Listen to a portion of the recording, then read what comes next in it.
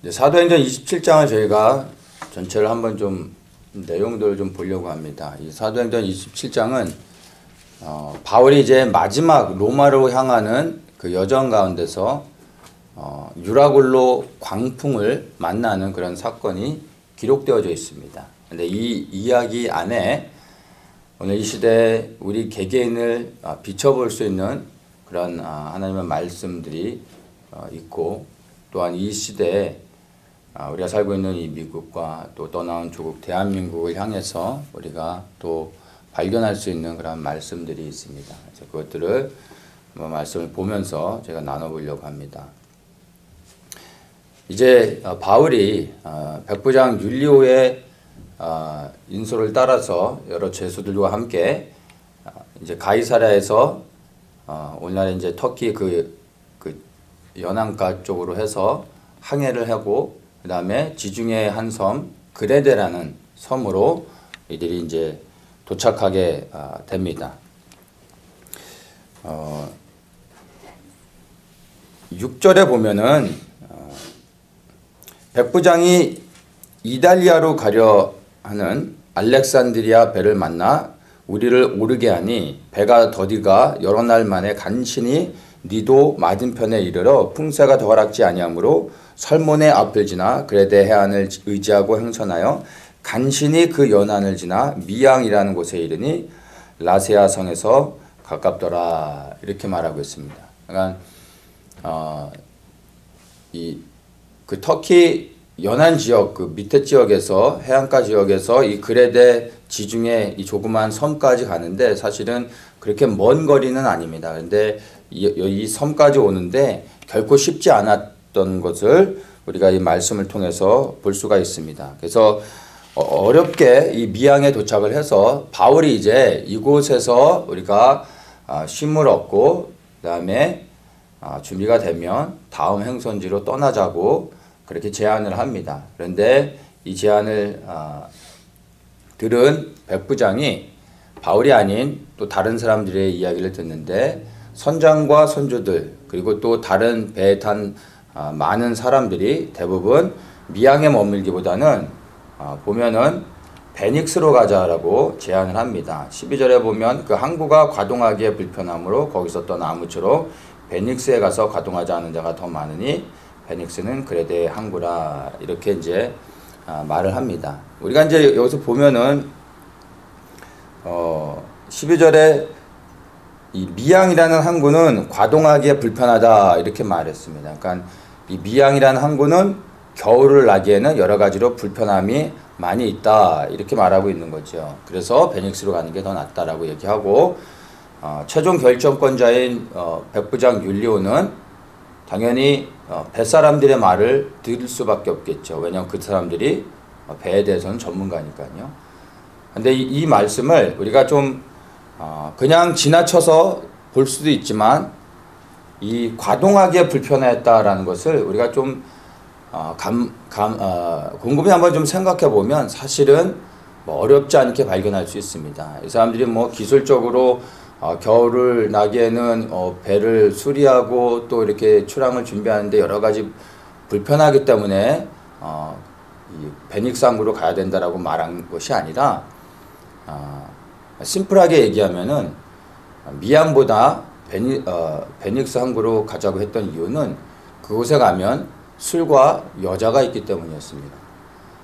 그 시대에 뱃사람들이 몇 개월씩 배에서 그렇게 항해를 힘들게 하다가 육지에 내려오면 뱃사람들이 제일 먼저 가는 곳이 술집이죠. 술집을 가고 그 다음에 가는 곳이 사창가인 겁니다.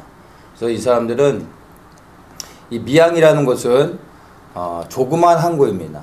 그러니까 이 그레데라는 섬 자체가 크지 않은데 그 섬에 미양이라는 조그만 항구가 있었고, 그 섬에서 서쪽으로 조금만 더 가면은 베닉스라는 이 그레데 섬에서 가장 큰 대표가 되는 항구 도시가 있었던 겁니다. 이 베닉스 항구가 그레데 섬을 대표할 수 있는 가장 큰 항구인 겁니다. 그럼 거기에 가면 모든 게 다 있는 거예요. 그 모든 게 뭡니까? 여자와 술인 겁니다. 그래서 기왕 겨울을 거기서 날 거면 베닉스에 가서 이들이 육체적인 쾌락을 즐기고 싶었던 것입니다. 그게 이 사람들은 표현을 할 때 겨울을 나기에 불편하다라고 그냥 이렇게 말을 했지만 그들의 마음의 중심은 그런 것이 아니었습니다. 그래서 이들이 그러한 육체적인 쾌락을 즐기기 위해서 미양까지 오는 과정 가운데 결코 쉽지 않은 여정이었음에도 불구하고 이제 또다시 무리한 항해를 강행해서 베닉스 항구로 출발하게 됩니다. 그 결과 이들이 무엇을 만납니까? 유라굴로라는 생각지 못했던 거대한 풍랑을 만나게 되고 거기에 자초가 돼서 이들이 굉장히 멀리 떨어진 그 풍랑으로 인해 로마 가까운 시실리 지역의 그 섬 밑으로 떠밀려 가게 되는 결과를 맞게 됩니다. 이들이 만났던 유라굴로라는 이 광풍은요, 무엇을 의미하는지 아십니까? 죽음, 바로 사망을 의미하는 것입니다. 근데 이들은 이 사망을 향해 자신들의 생명을 걸고 나갔던 것입니다. 이 뱃사람들이 미양을 떠나 그레데 베닉스 항구로 갈 때 그 항해가 얼마나 위험한지를 몰랐을까요? 이들은 분명히 알았을 것입니다. 바울도 그것을 알았습니다. 10절에 보면 여러분이여 내가 보니 이번 행선이 하늘과 배만 아니라 우리 생명에도 타격과 많은 손해가 있으리라 이렇게 말합니다. 바다의 전문가도 아닌 바울조차도 지금의 이 항해가 얼마나 위험한지를 분명히 인식하고 있었습니다. 그러면 바다에서 평생을 살았던 이 뱃사람들이 그 항해가 위험한 것을 몰랐을까요? 분명히 알았던 것입니다. 알았는데도 불구하고 그들이 가기로 결정합니다. 왜냐하면 만약에 이 항해가 그레데라는 섬을 떠나 며칠을 항해해서 또 다른 섬으로 가야 되는 것이었다면 이들은 포기했을 것입니다. 너무나 위험한 것이기 때문에. 그런데 같은 섬이거든요. 그러니까 미양에서 베닉스 항구로 가는 것이 육지로 오늘날 차로 이동을 하면 제가 보니까 한 2시간이면 넉넉히 갈 수 있는 거리예요. 그러니까 그 당시에 배로 간다고 해도 반나절이면은 그 미양을 떠나 연안 쪽으로 이렇게 육지 가까운 곳으로 해가지고 베닉스 항구로 충분히 갈 수 있었던 거예요. 몇 시간이면 갈 수 있었던 겁니다. 그러니까 무리한 항해이긴 하지만 그래도 가볼만 했다라고 생각을 했던 것입니다. 갈 수 있었다라고 생각한 거죠. 아니, 갈 수 있었다라기보단 가고 싶었겠죠. 가야만 했던 거겠죠. 그래서 무리하지만 이들이 생명을 걸고 그 항해를 합니다. 무엇 때문에요? 육체의 쾌락을 즐기기 위해서 이 무리한 항해를 강행하는 것을 우리가 볼 수 있습니다. 그 결과 이들은 죽음을 위협 가운데 놓여지게 되는 것을 보게 됩니다. 우리가 보면은 너무나 어리석은 사람들의 결정으로 볼 수밖에 없습니다. 그런데 이 27장에서 말하고 있는 이 사건의 내용들이요, 사실은 오늘날 세상을 살아가고 있는 수많은 사람들, 그리고 교회 안에서 예수님을 믿는다고 하는 우리들조차도요, 사실은 이러한 무리한 그리고 무모한 목숨을 건 정말 이러한 위험을 감수하면서 하나님이 원치 않는 일들을 행하며 살아가는 모습이 우리 안에 있다라는 것을 여러분 인식하고 발견할 수 있어야 됩니다. 세상의 수많은 사람들이 사실은 자신도 모르는 사이에, 아니에요, 어떤 사람들은 그것을 알면서도 스스로 죽음을 향해 달려가는 사람들이 있습니다. 무엇 때문에요? 육체의 쾌락을 위해서, 그 잠깐의 육체의 쾌락을 위해서 다가오고 있는, 아니 그 쾌락을 향해 달려가면 죽을 수 있다라는 것을 알지만 끝내 그것을 생각하지 않고 외면하면서 끝내 모른 척하면서 생각하지 않고 그 쾌락을 향해 달려갑니다. 사실은 죽음을 향해 달려가고 있는 것이죠. 이게 오늘날의 세상의 사람들, 그 교회 안에 있는 우리들조차도 우리 안에서 발견할 수 있는 모습이라는 것입니다. 제가 아는 어떤 분이 예전에 이제 이런 고백 같은 것을 좀 나눠주신 적이 있는데, 이분이 라스베가스를 자주 가셨어요. 캘리포니아에 사는 분들 라스베가스 가면은 왜 가는지 아시죠? 그분이 좀 조금 그 LA 그 북쪽에 사셨는데, 라스베가스까지 가려면 보통 한 5시간, 4시간 반 걸리는 거리에 사셨어요. 이분이 라스베가스를 시간만 나면 가는데, 2시간 반이면은 그냥 주파를 해버립니다. 기본 100마일로 달렸대요. 120마일까지도 달려봤대요. 시간만 나면 라스베가스로 이렇게 가셨대요. 뭐하러 가셨겠어요? 뭐 라스베가스에 부패가 많아서 갔겠습니까? 도박하러 간 거죠. 근데 100마일로 달리는 건 사실은 뭐 아시지만 뭐 죽음의 속도죠. 사실 그렇게 수도 없이 다녔는데 죽지 않은 게 하나님의 은혜인 거죠. 더 놀라운 사실은요, 끔찍한 사실이죠. 이분이 여자분이세요. 가정주부세요. 그 당시에 애가 셋이었어요. 자잘한 5살부터 해서 그 밑으로. 그 3명 꼬마 애들을 미니밴에 태우고 이 엄마가 라스베가스에 도박을 하기 위해서 미친 듯이 달려가는 거예요. 틈만 나면. 나중에 얘기를 하는 거예요. 자기가 그때 왜 그랬는지 모르겠다. 지금 생각해도 너무나 끔찍하고 소름이 끼친다. 아이들한테 너무 미안하다.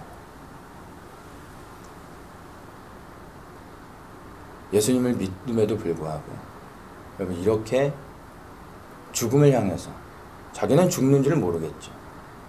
즐기기 위해서, 잠시 잠깐의 즐거움을 위해서 큰 죄라 생각하지 않고 그냥 했던 겁니다.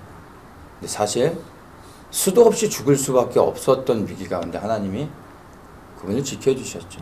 아마 그분이 아니라 그분의 자녀들 때문에 지켜주시지 않았나 생각합니다. 지금 생각하면 너무나 끔찍하다고, 너무나 죄송하다고 회개하고 그런 고백을 들은 적이 있었습니다. 어리석어 보이죠. 근데 이게 그 여자분의 삶 속에서 일어난 일일 뿐만 아니라 우리의 삶 속에서도 우리도 인식하지 못하는 가운데 우리도 죽음을 향해서 스스로 미친 속도로 달려가고 있을 수 있다는 것입니다. 그게 우리 삶의 현실 가운데서 우리가 겪고 있는 것들, 그런 사건일 수 있다는 것을 인식할 수 있어야 됩니다. 여러분의 삶을 한번 돌아보십시오. 나는 도박을 하지 않으니까, 술을 마시지 않고, 나는 음란을 행하지 않으니까 나는 괜찮다고 생각하신다면 여러분 그것은 큰 착각입니다. 여러분 스스로를 사망에 이르게 할 수 있는 위험성을 여러분이 열어놓는 것입니다. 여러분이 지금 무엇을 하든 간에 여러분이 하고 있는 일들이 예수 그리스도를 위해서 하는 것이 아니라면 여러분 그 모든 것이 다 사망을 향해 달려가고 있는 것이라는 것을 여러분들이 아셔야 됩니다. 많은 사람들이 성공을 향해서 나아갑니다.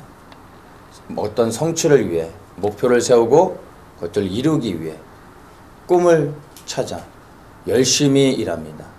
최선을 다해 일을 하죠.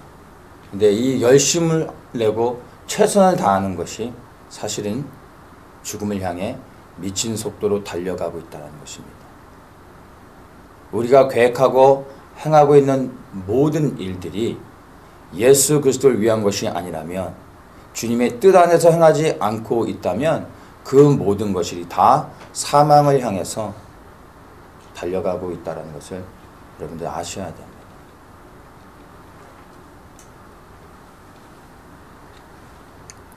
우리는 본성적으로 너무나 악한 자들입니다. 여기 계신 모든 분들이 하나님 앞에서 온전하지 못합니다. 다 더럽고 추악하기 짝이 없습니다. 저 또한 당연히 얼마나 더러운지를 제 스스로가 너무나 잘 인식하고 있습니다. 때로는 그것이 너무나 저를 힘들게 합니다. 그래서 저도 어떨 때는 말씀을 전하는 자리에 서는 게 때로는 괴롭습니다. 그럼에도 불구하고 제가 말씀을 전하는 이유는 제가 깨끗하기 때문이 아니라, 아니면 제가 가면을 쓴 모습으로 서는 것이 아니라 주님의 은혜가 저를 덮어주고 계시기에 그 은혜로 인해서 말씀을 전하는 자리에 서서 하나님의 말씀을 전할 뿐이지, 저 또한 온전하지 못하고 늘 저 안에 더러움들이 벗겨지지 않은 것으로 인해 저도 괴로워합니다. 근데 이 괴로움으로 인하여 주님 앞에 나아가고 기도하는 것 때문에 하나님의 은혜가 저를 붙잡아 주시고 그 은혜의 삶 안에서 하루하루를 살아나가는 것입니다. 나는 괜찮다라고 생각하고 다른 사람들과 비교하며 나는 온전하다라고 생각하는 순간, 여러분도 모르는 사이에 죽음을 향해서 여러분이 미친 속도로 달려가고 있을 수도 있다는 것입니다. 내가 얼마나 더럽고 추악한 자인지를 먼저 인식하고 깨닫는 것이 여러분 구원을 얻는 시작이 되는 것입니다. 나를 사망으로 끌어당기고 있는 죄의 유혹은 없는지 여러분 한번 스스로 돌아보십시오. 여러분의 삶을 여러분 정말 냉정하게, 다른 사람을 여러분들이 판단하고 다른 사람들을 보는 그 관점으로 여러분 정말 냉정하게 자신을 한번 돌아볼 수 있으셔야 됩니다. 나에게는 죄의 유혹을 이기지 못해서 미친 듯이 나도 모르는 사이에 죽음을 향해 달려가고 있지 않은가. 여러분들 정말 두려운 마음으로 자신을 볼 수 있으셔야 됩니다. 술과 도박이 아니어도, 음란함이 아니어도요, 사망을 향해 달려가는 일들은 너무나 우리 주변에 많습니다. 여러분이 누군가를 비난하고 비방하고 함부로 정죄하고 판단하고 있다면, 그리고 나도 모르는 사이에 교만하여져서 내가 하나님의 자리에 올라가 무언가를 내 스스로가 판단하고 있다면, 여러분 그 모든 것들이 사망을 향해 달려가고 있는 것입니다. 내가 생각할 때 이것이 선한 일이고 하나님이 기뻐하신 일이라고 생각하고 나의 아젠다를 가지고 내 계획으로 하나님을 위한다고 하며 내가 무엇인가를 하고 있다면 그것 또한 사망을 향해 달려가고 있는 것일 수도 있는 것입니다.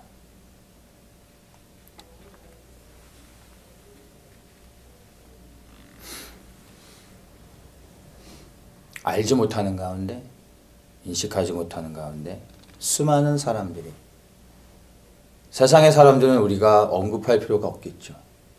근데 교회 안에 예수를 믿는다고 하는 사람들조차도 사실은 사망을 향해 달려가고 있다는 것을 여러분들 인식하셔야 되고, 그 중에 나도 있지 않은가 두려운 마음으로 여러분의 삶을 돌아보셔야 됩니다.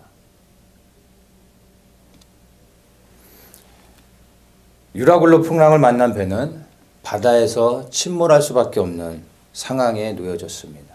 그런데 바울 때문에 이 배가 침몰하지 않고 구원을 얻게 됩니다.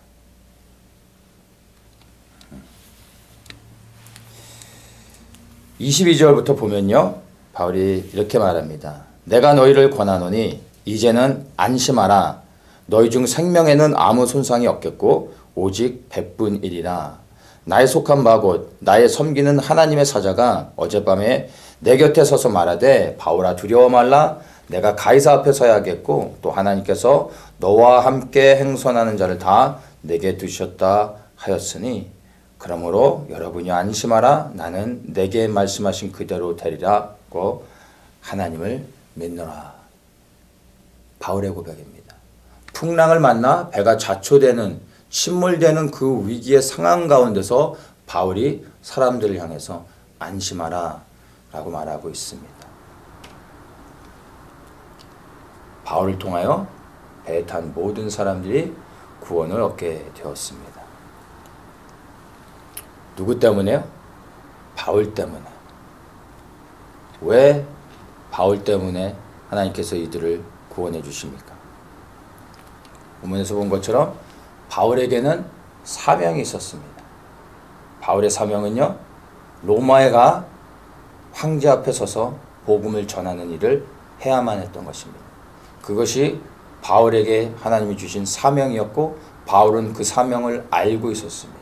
그래서 예루살렘에 가면 잡히게 된다는 것도 알았지만 그가 그 죽음을 무릅쓰고 예루살렘에 가 복음을 전했고, 그리고 그가 죄수의 신분이 되어져서 로마로 향하는 가운데 유라굴라 광풍을 만나지만 그 가운데서도 그의 사명이 너무나 분명하고 황제 앞에서 복음을 전해야 된다는 것을 알고 있었기 때문에 그는 담대하게 배에 탄 모든 사람들에게 평안을 선포할 수 있었고, 바울을 통하여 배에 탄 모든 사람들이 구원을 얻게 됐습니다.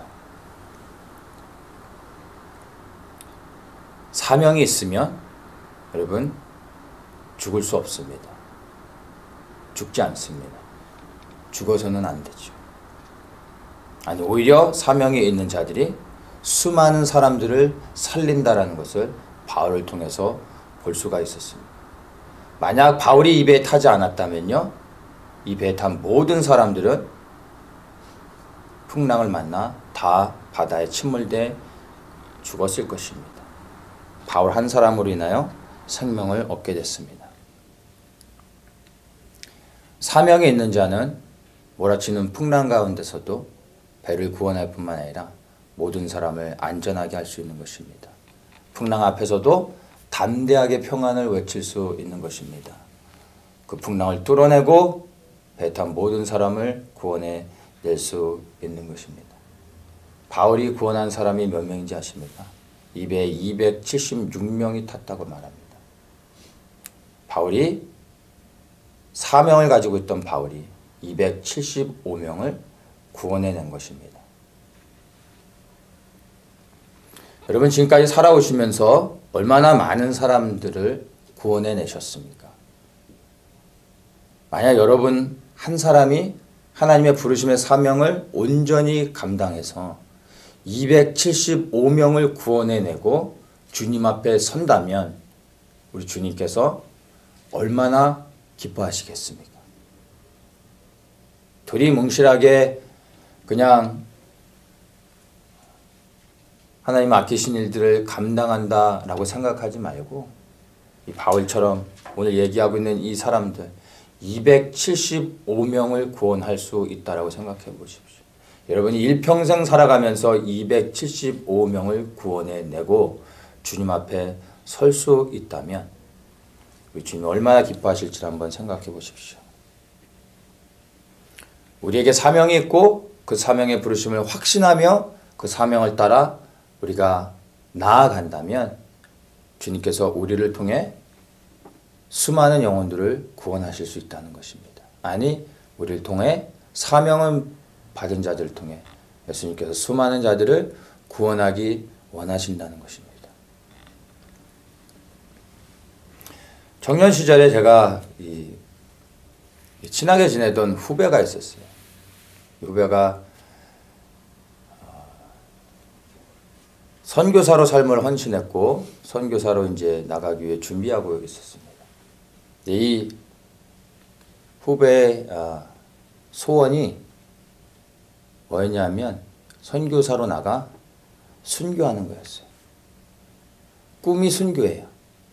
이 선교사로 나가 뭐 어떤 사역을 하는 게 아니라 선교지에 나가 선교를 하다가 주님을 위해 죽는 게 이 청년의 소원이었어요.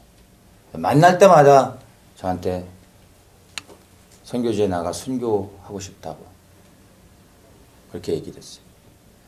제가 이 친구를 부담스러워서 나중엔 멀리했어요. 혹시나 순교의 불똥이 저한테 튈까 부담스럽더라고요. 20대 중반에 이제 군대를 막 제대해서 선교사로 준비하는 이 청년의 이 뜨거운 마음 뭐 충분히 이해하죠. 그리고 그 마음의 중심은 너무 순수한 걸 제가 알죠. 근데 여러분 주를 위해 순교하는 것은 너무나 귀한 것이지만 우리가 순교하기를 원하는 것은 우리의 마음의 생각일 뿐이지 주님이 우리에게 요구하고 원하시는 것은 아닙니다. 주님께서 우리에게 요구하시는 것은 순교가 아니라 사명을 감당하는 것입니다. 우리가 정말 기도하며 구해야 될 것은 주를 위해 죽겠다라는 각오가 아니라 주님께서 우리에게 주신 사명을 감당할 수 있는 생명을 달라고 기도하는 것이 더 하나님이 원하시는 것입니다. 우리가 이 땅에서 우리에게 주신 사명을 온전히 다 감당하고 나면 그 사명을 다 감당해서 끝나면 우리에게 맡겨주신 영혼이 275명이었는데 우리가 275명을 다 구원해 냈다면 순교는 구하지 않아도 주님께서 이제 사명을 다 마쳤기 때문에 우리를 데려가시는 겁니다. 순교를 원하지 않아도 우리를 데려가실 겁니다. 정말 우리가 구해야 될 것은요, 순교가 아니라 사명을 감당할 수 있는 은혜와 능력을 달라고 기도해야 되는 것입니다. 죽기를 구하지 말고요, 여러분 사명을 감당하기 위해 생명을 구하십시오. 그리고 그 사명을 감당하고 주님 앞에 서십시오. 바울처럼 주님으로부터 너무나 분명한 사명을 우리는 받아야 됩니다. 여러분들에겐 그러한 사명이 있으십니까? 주님으로부터 분명하게 받은 누구도 흔들 수 없는 분명한 사명이 여러분들에게 있으십니까? 이것이 있어야 됩니다. 바울은 말합니다. 나의 달려갈 길과 주 예수께 받은 사명. 그는 어디로 달려가야 될지 그리고 그에게 주신 사명이 무엇인지를 너무나 분명하게 알았습니다. 그래서 그는 죄수의 신분에 묶여있는 가운데서도 조금도 낙심하지 않았고 풍랑을 만난 가운데서 모든 사람이 두려워하고 있는데도 그는 오히려 평안을 외칠 수 있었습니다. 여러분들이 살아가야 될 이유와 목적을 주님께 나아가 찾으셔야 됩니다.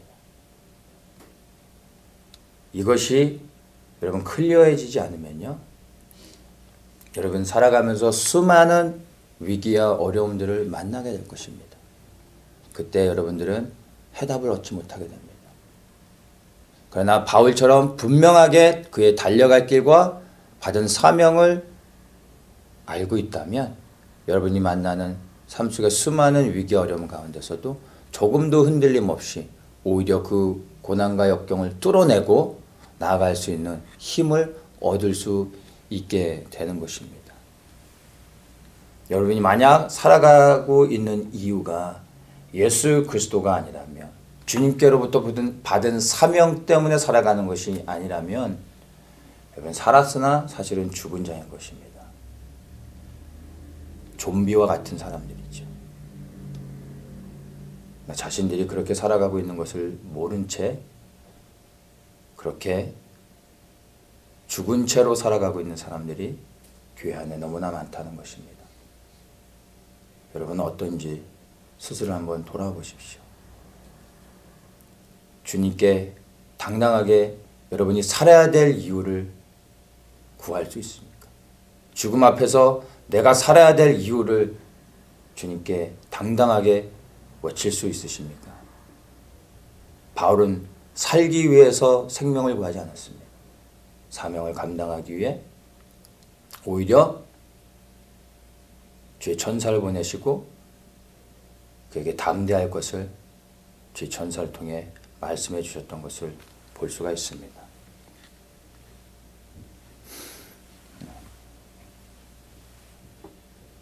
주님 앞에 가서 여러분 내가 정말 왜 살아야 되는지, 그리고 무엇을 해야 되는지, 나의 달려갈 길이 어디이고 내가 감당해야 될 사명이 무엇인지를 구하십시오.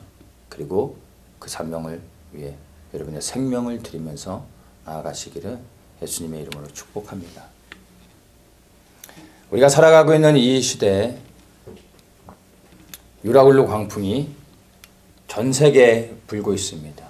어느 한 지역이 아니라 개개인의 삶뿐만이 아니라 나라와 민족 가운데 모든 세상 가운데 이 유라굴로 광풍이 불어오고 있습니다.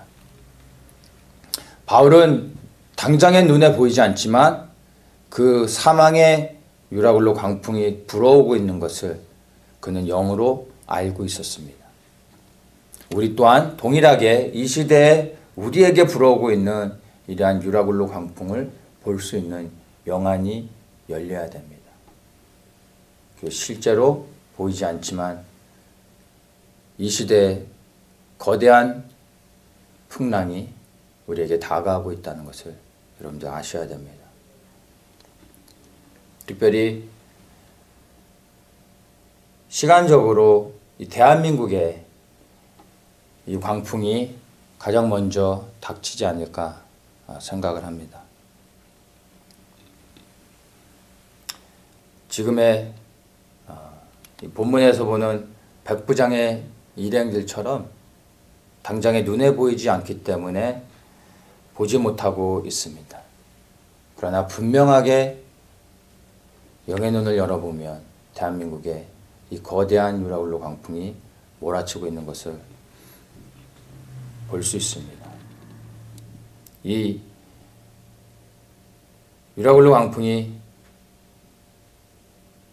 안타까운 것은 바울에게 임했던 광풍은 자연재해였다면 대한민국에 불어 닥치고 있는 이 폭풍은 자연재해가 아니라 사람들이 만들어낸 재앙, 하나님의 심판입니다.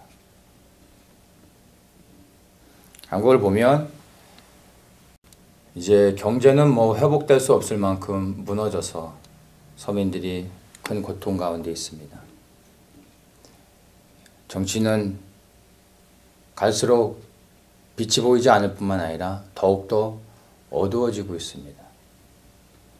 아무리 보아도 한국을 구원할 수 있을 만한 사람이 없는 것 같습니다.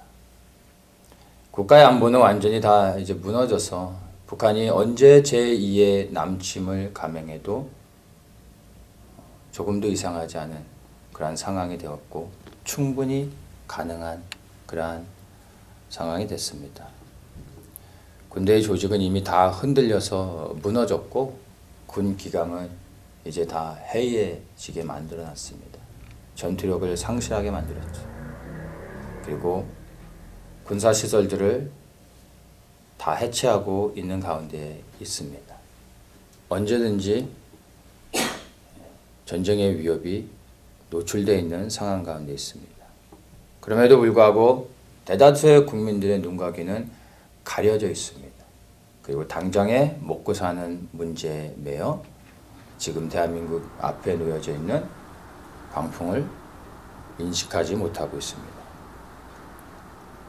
보고 듣고 먹는 이 감각적인 쾌락, 육체적인 즐거움을 쫓아 사람들이 빠져 살아가고 있기 때문에 영으로서 다가오고 있는 재앙을 조금도 인식하지 못하고 대다수의 사람들이 죽음을 향해 나가고 있는 겁니다. 이 유라굴로 광풍은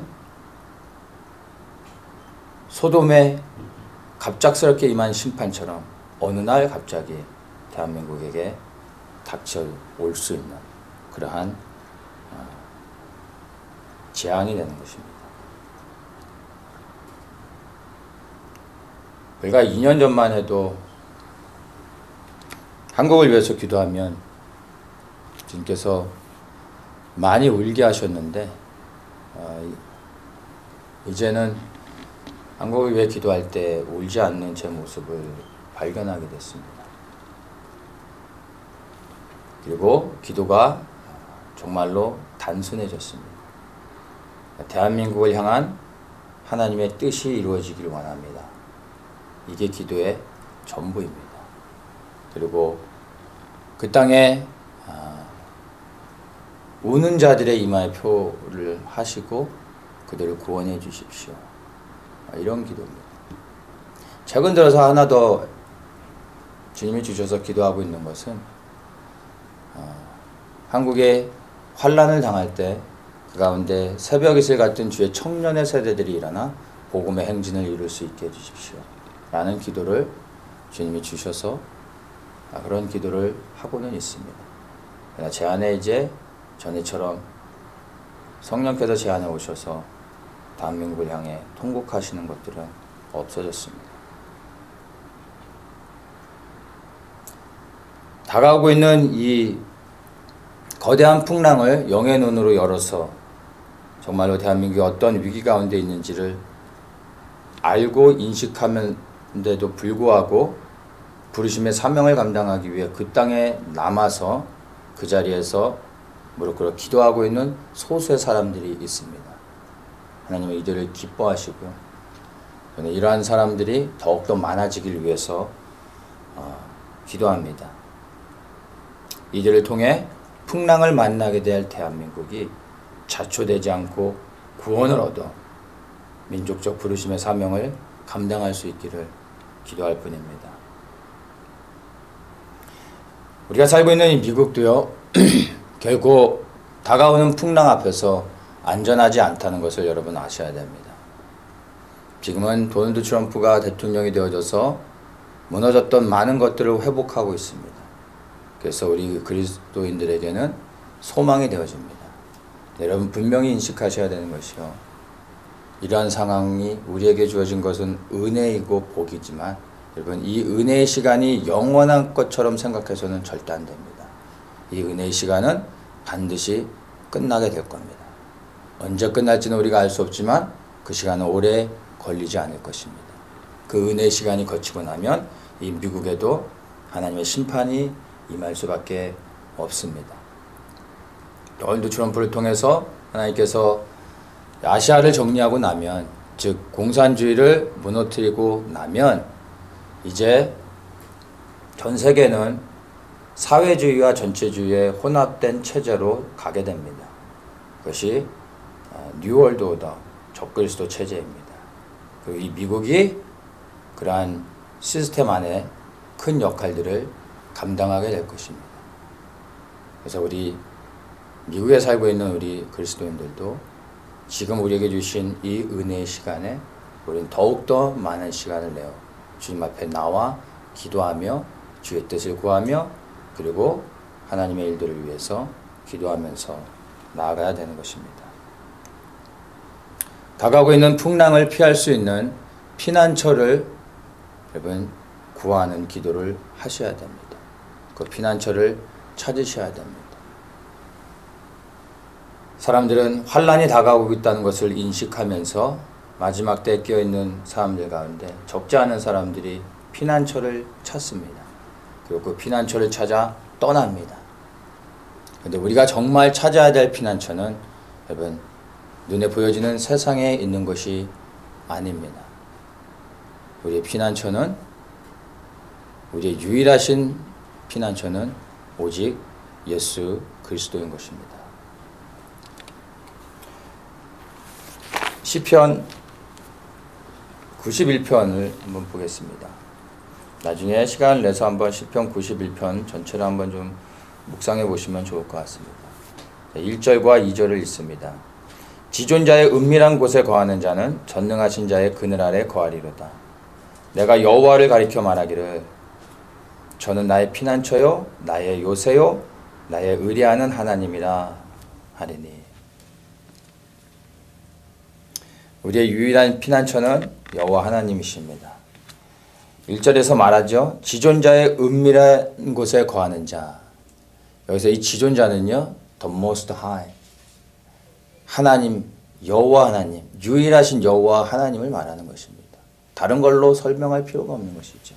이 유일하신 여호와 하나님의 은밀한 곳에 거하는 자. 이 은밀한 곳은 숨겨진 장소를 말합니다. 유일하신 여호와 하나님의 숨겨진 장소에 있는 자가 어떤 사람입니까? 오직 하나님만을 예배하고 하나님만을 사랑하고 하나님의 말씀에만 순종하는 사람이 이 지존자의 은밀한 곳에 거하는 사람들입니다. 내가 유일하신 여호와 하나님만을 생명 들여 사랑하고 그분의 말씀에 순종하여 살아가고 있다면 그분께서 전능하신 자의 그늘 아래 거하리로다. 그분의 그늘 아래 거하는 것입니다. 여기서 이 전능하신 자는 올마이티가 하십니다. 모든 것을 가능케 하시는, 모든 권세와 능력을 가신 하나님을 말하고 있습니다. 그 하나님이 전능하신 하나님의 그늘 아래 거한다는 겁니다. 그 그늘은 보호를 의미합니다. 여기서 지존자와 전능하신 자는 같은 분이십니다. 지존하신 여호와 하나님께서 그 은밀한 곳에 거하는 자, 그 지존자만을 예배하고 찬양하며 그분을 생명 들여 사랑하고 순종하는 자에게 전능하신 하나님이 되어져서 모든 것을 능하신 위대하신 권세와 능력을 가지신 분으로서 그들을 보호하여 주신다는 것입니다. 이것이 우리에게 유일한 소망이요 우리의 힘이 되어지는 것입니다. 지금 우리가 예배할 수 있을 때, 기도할 수 있을 때 우리의 모든 것을 집중해서 주님 앞에 더욱더 머물러야 됩니다. 이러한 상황 가운데 세상은 우리의 육체의 정욕과 혼은 우리로 하여금 끊임없이 위험한 항해를 하도록 만들 것입니다. 죄의 유혹이 우리를 끌어당길 것입니다. 잠시 잠깐 돌아가면 더 좋은 것이 있다고 우리를 속이며 우리로 하여금 사망을 향해 달려가게 할 것입니다. 여러분, 그 모든 죄의 유혹을 끊어내고 마음과 생각을 지키며 이제 다가오고 있는 풍랑을 그 위기를 인식하며 우리의 유일하신 피난처 되신 하나님께 더욱더 나아가며 기도해야 될 때입니다. 이 기도와 우리 삶의 경건함들이 쌓여지지 아니하면 우리는 전능하신 자의 그늘 아래 거하지 못하게 됩니다.